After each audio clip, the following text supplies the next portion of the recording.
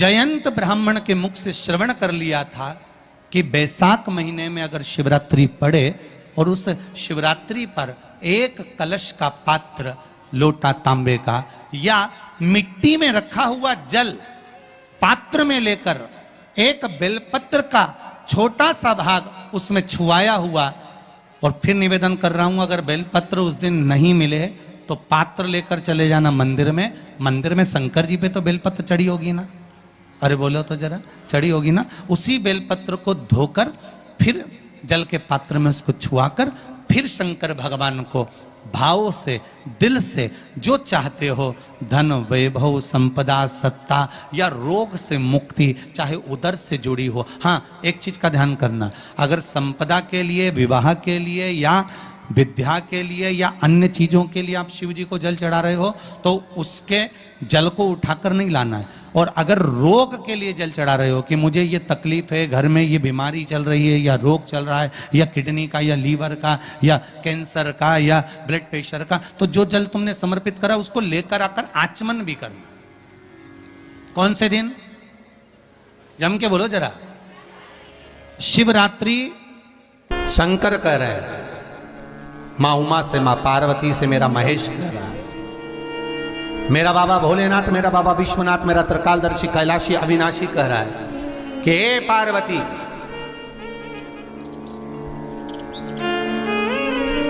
एक बीला, एक बेल जो मुझे समर्पित करता है, और समर्पित करने के बाद उस बेल की महत्वता देखिए, जो बैसाख महीने में बाबा शंकर को जो चढ़ाया जाता है और 1000 अश्वमेध यज्ञ का पुण्य फल हम प्राप्त कर लेते, मात्र एक फल चढ़ाकर, मात्र एक फल चढ़ाकर। हे पार्वती, संसार का मनुष्य जब मुझे वो बेलपत्र समर्पित कर, वो बेल का फल समर्पित करता है, पार्वती वो फल जो मुझे चढ़ता है, फिर मैं भले नर्मदा के जल से निकला हुआ कंकर शंकर क्यों ना हूं, फिर चाहे मैं गंगा के जल से निकला हुआ कंकर शंकर क्यों ना हूं, चाहे फिर मैं यमुना के जल से निकला हुआ कंकर शंकर क्यों ना हूं, चाहे मैं सरयू के जल से निकला हुआ कंकर शंकर क्यों ना हूं, चाहे मंदाकिनी के जल से निकला हुआ कंकर शंकर क्यों ना हूं, ए पार्वती, फिर जो भी शिवलिंग पर वो बेल समर्पित होता है, वो बेल उठाकर जीव अपने कार्य में ले सकता है। ये मां उमा से कह रहा है। तो उस बेल की महत्वता जानेंगे। अब अपन उस बेल को जानने के लिए वापिस स्कंद पुराण में चले, तो स्कंद पुराण में लिखा हुआ है कि जो बेल बैसाख के महीने में शंकर को चढ़ाया जाता है, वो बेल का फल उठाकर रख लिया जाता है। बैसाख के महीने में उस चढ़े हुए, बाकी के आपको बेल का फल खाना हो तो बात दूसरी, पर चढ़ा हुआ जो बेल का फल है वो पूरा बैसाख नहीं खाना। बैसाख के बाद में अगला जो महीना आए, उस महीने के अंदर उस फल के अंदर का गुर्दा निकालकर उसको सुखा लीजिए, और सुखाकर जिस व्यक्ति को पत्थरी की बीमारी हो और जिस व्यक्ति को पेट में बहुत भोजन पचता ही नहीं है, पूरा शरीर पाचन क्रिया बेकार हो गई, उस व्यक्ति को केवल 7 दिन तक शंकर पर चढ़ा हुआ वो बेलपत्र प्रदान कर दीजिए। पत्थरी भी बाहर और पाचन क्रिया भी ठीक, जिंदगी भर तकलीफ नहीं। उस बैसाख में उस फल की इतनी महत्वता बाबा भोलेनाथ स्कंद पुराण, लिंग पुराण, नर्मदा पुराण, पद्म पुराण के अंतर्गत, शिव महापुराण के अंतर्गत वर्णन कर, उसकी महत्वता है। वो बेल का फल साधारण नहीं हो सकता। अब मंदार का जो पुष्प होता है, आंकड़े का जो फूल होता है, एक सफेद कलर का भी होता है और एक गुलाबी कलर का भी होता है। देखा है आप लोगों ने? बोलो, जम के बोलो, देखा है ना? गुलाबी कलर का जो पुष्प होता है वो आप मंदार का, आंकड़े का जो गुलाबी कलर का पुष्प होता है, आप टीवी पे देख रहे होंगे, एक सफेद देख रहे होंगे, एक मंदार का गुलाबी फूल, नीला कलर का फूल देख रहे होंगे। जो नीला कलर का जो पुष्प होता है, गुलाबी कलर का जो आंकड़े का फूल होता है, प्रयास करना, जब किसी विषम परिस्थिति में फंस गए, विषम परिस्थिति, जब आपको लग रहा है कि मुझे बहुत भय लग रहा है, कुछ बुरा होने वाला, आपको लग रहा है आज मेरी उल्टी आंख बहुत फड़क रही है, कुछ गड़बड़ होने वाला है, आपको लग रहा है मेरी सीधी आंख फड़क रही, कुछ गड़बड़ होने वाला है, तब केवल वो नीला जो गुलाबी पुष्प है मंदार का, उसको कहीं से लाकर शिवालय में अशोक सुंदरी वाली जगह पर स्पर्श कर कर शिवलिंग पर आप चढ़ा दीजिए। आपकी विषम परिस्थिति कैसी भी होगी वो रास्ता बनाकर बाहर निकल जाएगी। आपको फंसना नहीं, परेशान नहीं। मंदार आकर सफेद आंकड़े का पुष्प भी भगवान शिव को समर्पित होकर, जैसे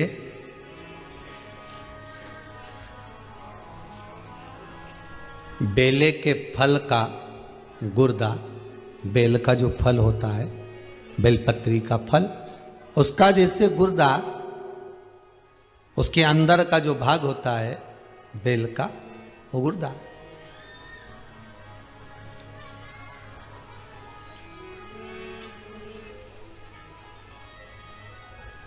उसको अग्नि में जलाकर उसकी भस्म तैयार कर कर छान कर जब जब आपके यहां विद्वान ब्राह्मण शिव जी का अभिषेक कराते हैं, पूजन कराते हैं, तो उसमें लिखते हैं पूजन के साहित्य में बेलपत्री, धतूरा, दुर्वा, ये उसमें नीचे लिखेंगे भस्म। लिखते कि नहीं लिखते? लिखते हैं ना, भस्म अभिषेक में चाहिए रहती है। तब उस भस्म का थोड़ा सा भी भाग आप अगर शिव को समर्पित कर रहे हो तो ये जान लें कि शंकर मनवांछित फल प्रदान कर रहे हैं। शिव फल प्रदान कर रहे हैं।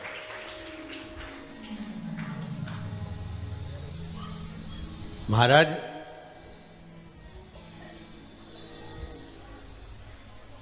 बेलपत्री के वृक्ष के नीचे बैठकर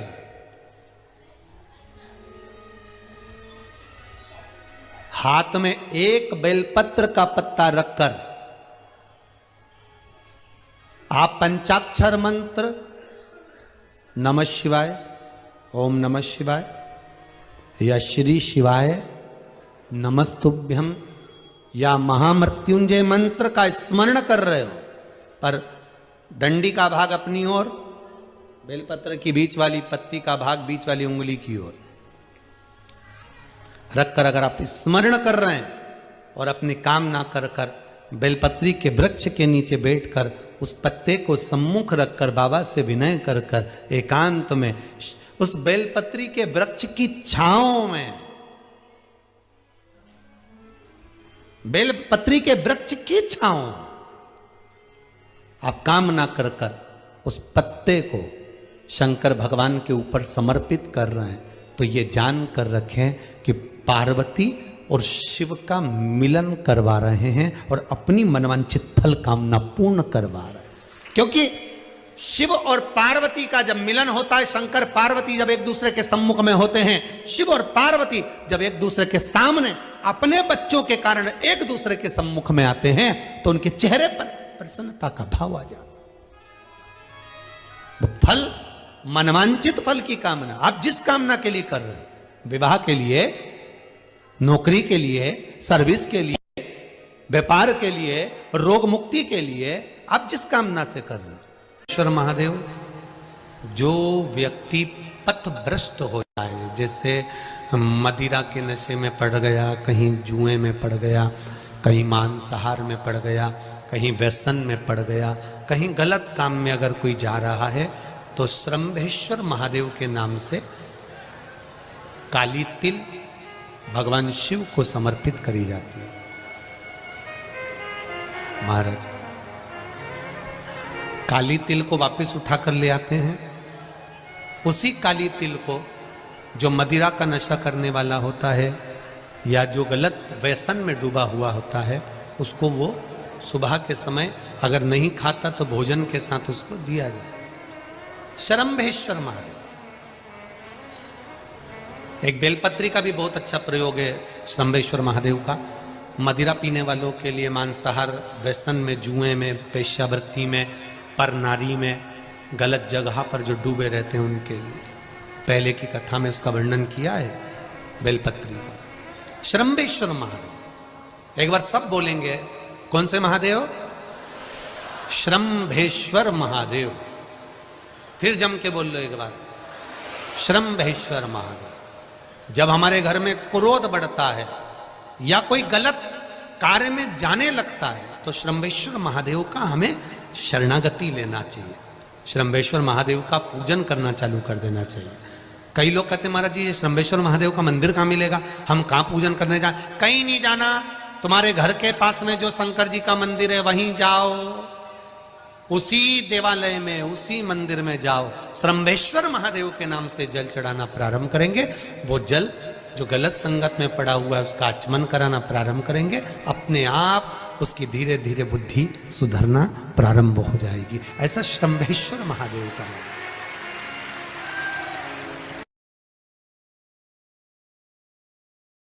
का गुर्दा, बेल का जो फल होता है, बेलपत्री का फल, उसका जैसे गुर्दा, उसके अंदर का जो भाग होता है बेल का, वो गुर्दा।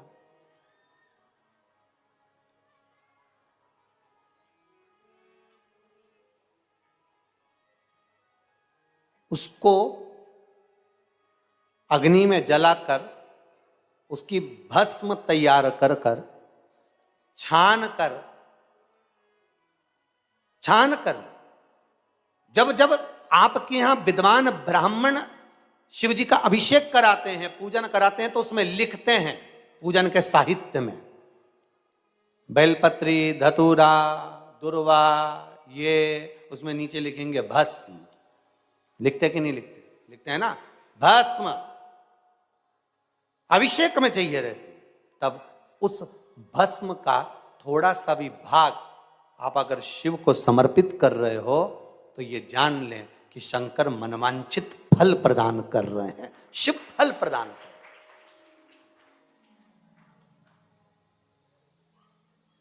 महाराज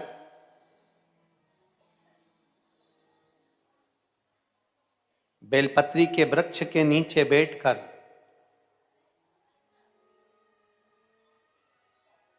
हाथ में एक बेलपत्र का पत्ता रखकर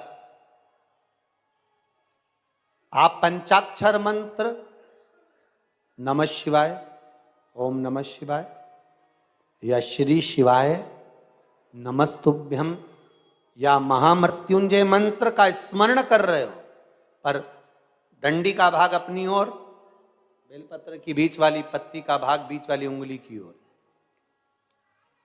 रखकर अगर आप स्मरण कर रहे हैं और अपनी कामना कर कर बेलपत्री के वृक्ष के नीचे बैठकर उस पत्ते को सम्मुख रखकर बाबा से विनय कर कर एकांत में उस बेलपत्री के वृक्ष की छांव में,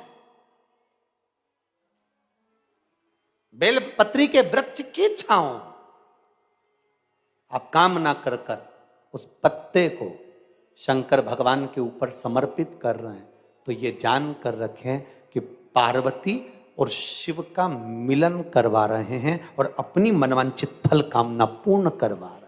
क्योंकि शिव और पार्वती का जब मिलन होता है, शंकर पार्वती जब एक दूसरे के सम्मुख में होते हैं, शिव और पार्वती जब एक दूसरे के सामने अपने बच्चों के कारण एक दूसरे के सम्मुख में आते हैं, तो उनके चेहरे पर प्रसन्नता का भाव आ जाता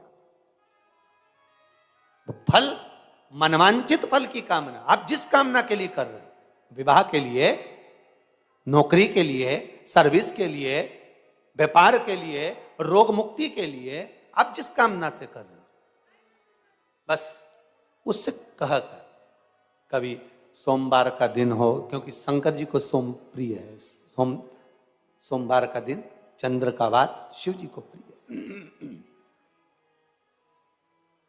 शिव जी को प्रिय है।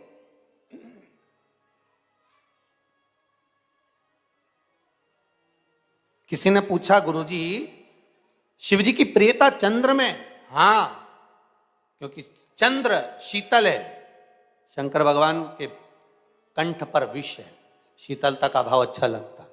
शंकर भगवान को इसलिए कहते भोले, भोले को भोला पसंद है। आप जितने भोले रहेंगे, दुनिया के लोग भले आपको मूर्ख कहें, पगला कहें, भोला कहें, पर आप शंकर के प्रिय हो। ज्यादा हमें चतुर नहीं बनना। क्या करें चतुर बन के?